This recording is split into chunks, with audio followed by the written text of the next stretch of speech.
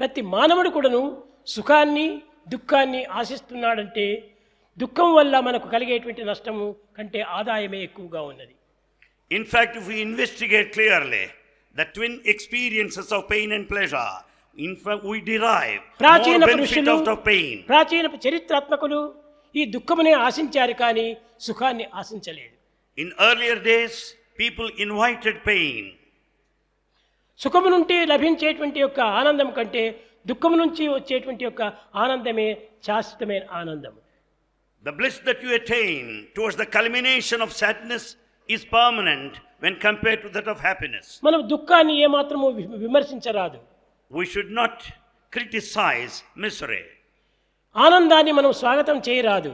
We cannot merely invite happiness. సుఖము కంటే ఆనందమే మనకు అమితమైనటువంటి మిత్రుడు.